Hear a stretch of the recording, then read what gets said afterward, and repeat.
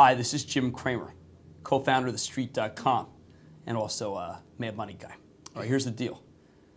You've never seen a video like this. Of course, lots of people start with that, and then it goes to hackdom. This one's not going to be hackdom. I'm with someone special, which is my nephew. Get that right on the table, because I think nepotism is a very important part of business.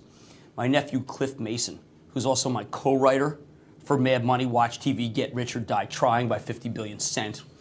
And we're not going to be facetious once the video begins, but I do want to point out that there are a lot of younger people who like me, and the reason why they like me is because there's a guy who helps me write, and he's a liberal arts guy, and that's why my stuff is suffused. Enough about me, I'm sick of me. Anyone who's read my New York Magazine piece knows how sick of me I am. Cliff Mason, let's just get started. This is a column that you're starting.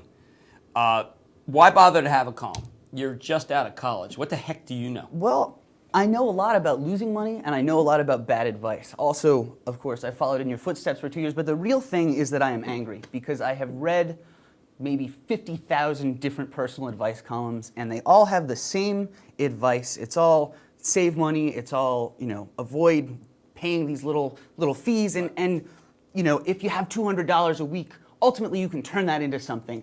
And I just think that's bad advice. I think that, especially for young people, the media is selling us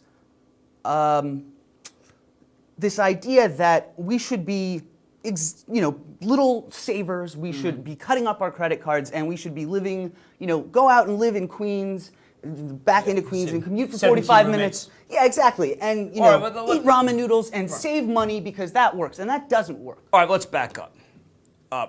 When you attack the 50,000 articles, all right, is this going to be the theme, before we get to the first column, of your column, or is that just the jumping off point to the advice you want to give? It's one of many themes. My advice is, it's anecdotal, but I try to work it out sort of intellectually. It's from dealing with my young, it's from being 22 years old and dealing with 20-somethings and helping my friends with their money, and not being 50 and saying, oh, I have some advice. I would have liked to have known this 30 years ago. Well, it's not the 70s anymore. All right, so why should we trust a 22-year-old who happens to be my nephew, who works at TheStreet.com? Doesn't that reek of everything that's non-rigorous and anti-intellectual about money? It certainly does, and the thing is that you have to read it, and if you don't like it, you don't like it. Right. I'm going to be incredibly rigorous. I have to be incredibly rigorous because of the nepotism, because it would reflect really poorly on you if I don't pull my weight. Because more poorly than my ill-formed and ill-spoken YouTube video that perhaps almost wrecked the empire that was Cramer. I could perhaps bring you lower than that.